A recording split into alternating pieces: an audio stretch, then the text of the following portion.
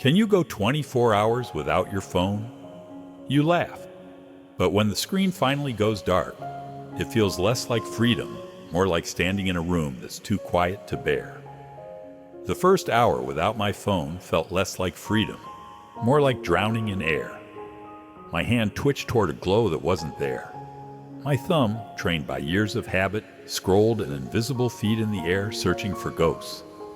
They say digital detox is supposed to feel like peace, but to me, it felt like a small death. The silence was too loud. The hum of the fridge became unbearable, the tick of the clock sharp as glass. I sat there staring at nothing and realized I didn't know how to sit with myself anymore. I wasn't addicted to screens, I was addicted to forgetting myself. That was the truth that stung. I thought I'd miss the memes, the updates, the endless scroll. But what I missed was the person I used to be before the glow rewired my nights. I used to sit with a book until I drifted off. I used to write half poems in the Notes app, clumsy and unfinished. Now all I had were screenshots of quotes I never read twice.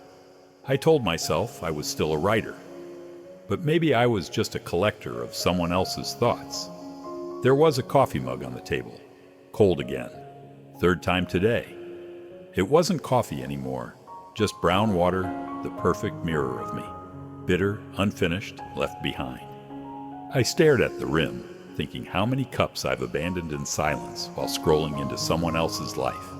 Maybe I wasn't thirsty. Maybe I just wanted company. I laughed once, awkward, small, broken, because it was funny in a way, wasn't it? I quit my phone for a day to find myself, and all I found was emptiness. It shouldn't be funny, but it was. Like crying over a meme they sent me 6 months ago. Like realizing I had playlists longer than my conversations. The candle sat unlit on the counter. I kept looking at it like it was mocking me. Who lights a candle at noon? Who tries to replace blue light with flame? But something in me whispered, try. So I did.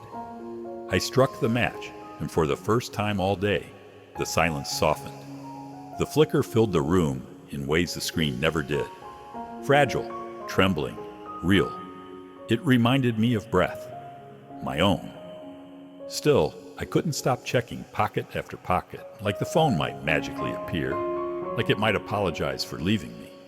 That's the absurd part. I ghosted my phone for a day, but it was me who felt haunted. Haunted by all the people I thought might text, all the voices I thought I'd hear, all the stories I wasn't tagged in. My absence was invisible, and maybe that's what hurt most. I remembered a phrase I saw online once, ghosted and haunted. That was me. I tried to ghost the screen, but in return, it haunted me with silence. Because the truth is, I wasn't afraid of missing out on others. I was afraid of proving that no one missed me. The coffee still sat there, untouched. I wrapped my hands around it, even cold, just to feel something warm in my palms. I thought about Thoreau, walking into the woods to live deliberately. My woods wasn't a forest.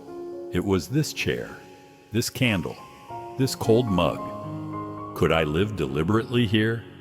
Could I remember how to breathe without watching someone else's life first? The room was too quiet. My heart was too loud. I whispered to myself soft, desperate. If I keep living like this, scrolling ghosts, waiting for echoes, who will I become? And then I stopped, just sat, just breathed, just stared at the candle. No answers came, but for a moment the silence didn't hurt. The silence is never just silence. It carries weight, heavy, invisible, pressing against the ribs like a reminder you can't shake. The phone stayed dark, but my hands kept twitching toward it like muscle memory. My thumb moved in empty air, scrolling ghosts that weren't there. The room was quiet, but inside me, a storm. Not loud, just constant. I refreshed my inbox again. Nothing, not even spam. That empty screen stung more than any rejection.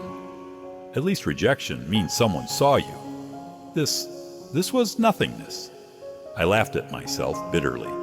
Who waits for junk mail just to feel less invisible? But that's what I was doing, begging the void to acknowledge me. The coffee mug sat untouched again, cold. I took a picture of it earlier, steam curling upward, sunlight hitting just right. I almost posted it, not because I wanted to share beauty, but because I wanted proof. Proof I was here. Proof someone might notice. The truth? I didn't even want coffee. I wanted witnesses. Scrolling has become a ritual too. I scroll past friends' photos, friends' laughs, friends' curated fragments of lives. They look alive. I look at them long enough, and suddenly mine feels borrowed, like I'm an understudy in someone else's play. I tell myself it's just inspiration. But no, it's comparison dressed as self-improvement. I hate admitting it, but every smile I see online makes mine feel cheaper. Every caption like Healing Era feels like a reminder I'm still stuck in survival mode. And here's the contradiction. I know it's a performance. I know they're curating too. But knowing doesn't protect me. It just makes me ashamed that I still fall for it. The micro-griefs of constant connectivity one. The inbox refresh. I don't open it expecting love. I open it fearing emptiness. Even spam feels like proof that someone, somewhere, thought of me. But when it's blank, it's like the world forgot I exist. 2. The staged coffee photo. Every cup is a performance. Steam rising, sunlight captured, filter added. But the taste? Forgotten. The warmth? Lost. It isn't coffee I want.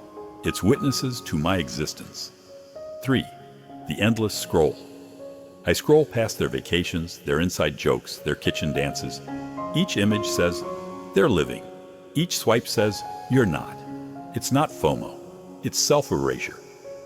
4. The mute connection. I call it community. But really, it's loneliness in disguise. I speak into the feed. It echoes back silence. I leave digital footprints everywhere, but no one follows them home. Each swipe was supposed to bring me closer. But the more I connected, the more I disappeared. Presence became performance. Attention became oxygen. And without it, I flickered out. I remembered a night when I laughed, really laughed at something stupid online. My chest shook, my eyes watered.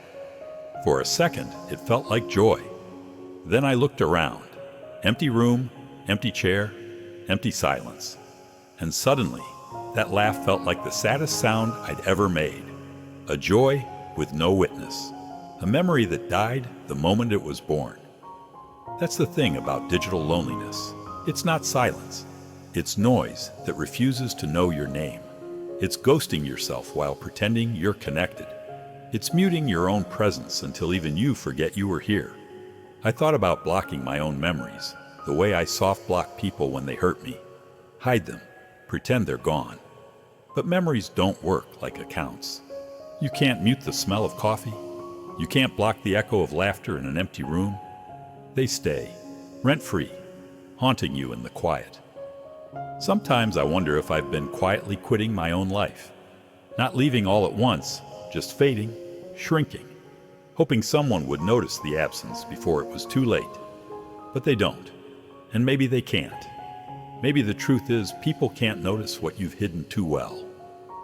The candle flickered again. The mug stayed cold, and I stayed haunted. Haunted not by ghosts of people who left, but by the slow erosion of myself. So I asked a question I still don't dare to answer. If I disappeared tomorrow, who would scroll back far enough to know I was here? The silence gave no reply. But somehow, that was the answer. The night pressed in heavier than usual. The candle I had lit earlier was burning lower, trembling in the draft of the window, fragile but refusing to die. The mug of coffee sat beside it, untouched, cold, but somehow less embarrassing than yesterday. Once, it was just proof of my distraction. Tonight, it felt like proof of something else, that I was still here long enough for it to cool. The silence was unbearable at first, but as I stared at the flame, I felt the edges of it soften. I remembered a line from a book I once claimed I'd read. I underlined it years ago and then forgot it. Like we often do with wisdom we aren't ready to hear. I went to the woods because I wished to live deliberately.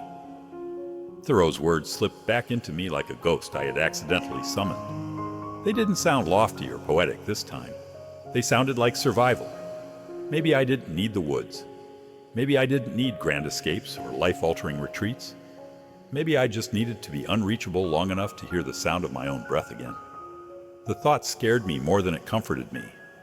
Because what if, when all the noise disappeared, I discovered there was nothing left inside worth listening to? I laughed once, short and nervous, the kind of laugh that breaks before it even begins. My reflection in the dark window looked unfamiliar, like a stranger caught in a moment too raw to edit. I thought about how often I told people I was fine, how often I posted just enough to seem okay. No cap, totally fine. But if I was honest, the glow of my screen was just disguising the dimming of my soul. The candle flickered, leaning one way, then the other, as if reminding me that steadiness is not the only form of strength.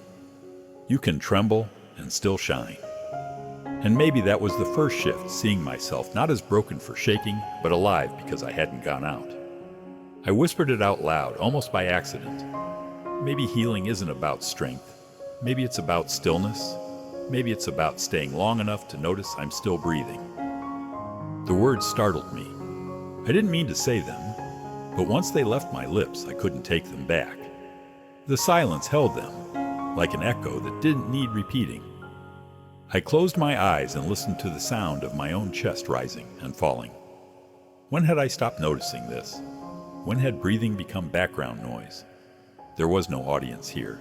No likes, no blue ticks, just my lungs, stubbornly working even when I'd abandoned myself. And for a moment, that was enough. I thought again of Thoreau walking by Walden Pond. I wondered if he too had been afraid of silence at first, if he had heard it not as peace but as accusation. My pond wasn't water. It was this mug, this candle, this silence stretching across the walls. But the reflection was the same. When you finally strip the noise away, life shows you something simple and unbearable. You are still alive. What you do with that realization is the harder part. Here's the twist I didn't expect. I didn't miss my phone anymore. I missed me. The me who once scribbled poems in the margins of notebooks. The me who laughed in kitchens, even when no one was there. The me who could drink coffee before it turned cold. I thought digital detox was about losing screens, but it was about losing amnesia. About remembering the pieces of myself I had ghosted long before I ghosted anyone else. Still, fear pressed close. I asked myself the question I dreaded. How long can I sit here before I want to leave again? How long before silence becomes a prison instead of a mirror? The thought was honest and unkind, and I let it hang in the room without an answer. The candle wavered as though it knew, as though it had seen this cycle before, people swearing they'd stay with themselves, only to run back to the glow, chasing the next hit of distraction. It was warning me without words. You can't promise permanence. You can only promise presence. So I stayed for one more minute. Just one. That was all I could manage. But in that minute, something shifted. The coffee was still cold. The candle was still trembling. The silence was still vast. Nothing was resolved. Nothing was healed. And yet for that one fragile minute, it was enough. The morning after wasn't louder. It wasn't brighter. It was softer. The phone stayed off. The coffee was cold again, a stubborn shadow on the table. But the candle, though long extinguished, still lingered in my chest, like a memory refusing to leave. For the first time, the silence didn't feel like punishment. It felt like an invitation. I didn't call it healing. That word felt too neat. This was clumsy, fragile, unfinished. But in the quiet, I realized I could try something else. Not big resolutions, not life overhauls, just small rituals, like whispers stitched back into the fabric of an ordinary day. So I began with light. I lit the candle again, even under the sun. It felt absurd, unnecessary. But as the flame flickered, I realized I didn't need permission to keep something alive. The light asked nothing. It didn't ping me. It didn't vanish if I didn't react fast enough. It just stayed trembling, fragile, but faithful. Then I reached for a pen. My handwriting was uneven, smudged, half illegible. But it was mine. I wrote crooked lines that meant nothing. I crossed words out, circled phrases, scribbled arrows that led nowhere. Still, it felt different from typing. Imperfection left behind marks like proof that I existed. Screens delete, and ink remains. Later, I walked without headphones. The silence pressed against me at first, awkward and loud. But slowly, I began to hear things I'd forgotten were there: the crunch of leaves, the rhythm of my shoes against the pavement, the wind catching in tree branches like a sigh. I thought, maybe the world has been waiting all this time, just to be heard again. Cooking was hardest. I wanted to record the onions sizzling, the steam rising, proof that I was alive. But I resisted. I let the moment stay unshared. The food wasn't pretty. It wouldn't have gone viral. But when I tasted it, I laughed quietly. It was mine. It belonged only to me. And somehow, that made it holy. The quiet habits that hide a wound one. Lighting up the screen instead of lighting up a room. I used to grab my phone in the dark, mistaking blue light for comfort. But it never held me. It only numbed me. Now, the candle reminds me. Some lights warm you, some lights drain you. 2. Writing for an audience instead of writing for myself. Every caption, every story, crafted for someone else's eyes. I forgot my words could belong to me first. In my journal, messy and unfiltered, I found a voice that didn't beg for validation. 3. Walking with music so I didn't hear my own thoughts. Every step drowned in beats and lyrics that weren't mine. But in silence, I heard myself breathing again. I realized maybe I was never afraid of silence. Maybe I was afraid of meeting myself inside it. 4. Cooking as content, not as care. Meals staged, plated, filtered. Leftovers posted more often than eaten. But food doesn't need followers. It needs presence. Cooking quietly was a reminder. I deserved to be nourished, not just noticed. 5. Leaving coffee unfinished again and again. Half-drunk mugs scattered like grave markers of distracted mornings. But today, I finished the cup. Cold, bitter, imperfect. Still, it was mine. Proof that I stayed long enough to finish something. These weren't miracles. They weren't even impressive. They were threads thin, fragile threads pulling me back from the edge. Each act said softly, "You don't have to vanish today. You can stay, even if no one claps." But fear lingers. Tomorrow the noise will return. Notifications will crowd the silence. The scroll will tempt me.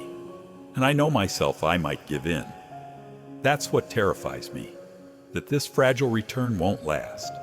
That I'll lose myself again before I can fully arrive. The coffee was bitter. The candle wavered. My hand shook slightly as I wrote another half sentence. Nothing was resolved. Nothing was fixed. But something was present. And that presence, unfinished, imperfect, was enough for now. I thought missing my phone was the pain. I thought the ache was in the silence, in the way the room stared back at me when the screen was gone. But tonight, I realized something else. The ache was deeper. The ache was this: if I don't stop, I will lose the parts of me too quiet to compete with the noise. And once they're gone, there's no way back. The candle burned lower, wax spilling unevenly, trembling on its last strength. I watched it, and in that flame, I saw myself always flickering, always giving light, even while burning away. How long until I was only smoke? The stakes of silence. Left unbroken one. Losing my memory of being alive. Not the milestones, not the big events, but the small things. The taste of hot coffee, the hum of a fridge, the way laughter echoes when someone else is there to share it. If I keep numbing myself with screens, those memories will dissolve. And what's a life without memory? 2. Becoming the echo of wounds I swore I'd escape. I told myself I'd never be like them, distracted, absent, unreachable. Yet here I am, replaying the same pattern. If I don't pause, I'll pass down silence as inheritance. Generational ghosts, dressed in Wi-Fi and glowing screens. 3. Forgetting my own name in the crowd. The scroll shows me everyone else, their dinners, their smiles, their curated healing eras. But if I don't learn to look inward, my own face will blur. I'll vanish into updates that never belonged to me. The question haunted me all night. If I don't change, what will I lose that no one can give back? My chest tightened every time I asked it, because the answer wasn't material. It wasn't about money or jobs or even relationships. The answer was me. I would lose myself, slowly, quietly. So quietly that maybe no one else would notice until I didn't notice either. I thought about quiet quitting, how people talk about leaving their jobs in silence, doing the bare minimum, fading out without a scene. That's what I'd been doing to my own soul. Quiet quitting my own presence. Still showing up physically, but emotionally, spiritually gone. That realization chilled me more than the cold air in the room. The coffee was cold again, but this time I didn't drink it. I just stared at it, realizing how many mornings I had let vanish this way. Each half-finished cup a gravestone for the version of me that wanted to stay. And still, there was something fragile inside me that whispered hope. The candle hadn't died yet. It trembled, wax nearly gone, but it was still alive. And so was I. I laughed again, not bitter this time, more like disbelief. Healing era, I whispered, mocking the phrase I'd seen 100 times online. Maybe it was a joke. Maybe it was true. Maybe this was my healing era, not pretty, not aesthetic, not posted, but real in the mess. Still, the fear pressed close. And if I vanish inside the glow, who will ever know I was here? The candle wavered, wax spilling over the edge. The flame leaned, then steadied. I leaned with it. I steadied too. The candle is smaller now. Its wax has melted into crooked rivers along the table, hardening like scars that never asked to be pretty. The flame leans to one side, as if it's tired too, but it keeps burning anyway. Watching it, I feel an ache in my chest, not sadness this time, but recognition. That's me, trembling, bent, but still here. I set the phone aside again, but now it doesn't feel like punishment. It feels like permission. The silence is still wide, but it's no longer sharp. It lays across me like a thin blanket, not heavy enough to crush me, but present enough to remind me. I don't need noise to prove I'm alive. The coffee is cold, of course. It always is. But when I drink it now, I don't taste regret. I taste return. Bitter, imperfect, unfinished, but mine. A cup I stayed long enough to finish. And maybe that's all healing is, staying long enough. Thoreau once wrote about the woods, about living deliberately. I used to imagine that meant retreating far away, cutting ties, vanishing into solitude. But now I wonder, maybe the woods isn't a place at all. Maybe it's any space where we finally stop performing long enough to breathe. For me, tonight, the woods is a candle, a mug, and a silence that I no longer fight. I look around the room and realize I'm not waiting for a text. I'm not waiting for a notification. I'm not waiting to be chosen by anyone else. For the first time in years, I am only waiting for myself. And I showed up. There's an odd tenderness in that thought. A tenderness I don't know how to hold yet. Because if I'm honest, I don't fully trust myself not to run back to the glow tomorrow. But maybe that's okay. Maybe it's not about forever.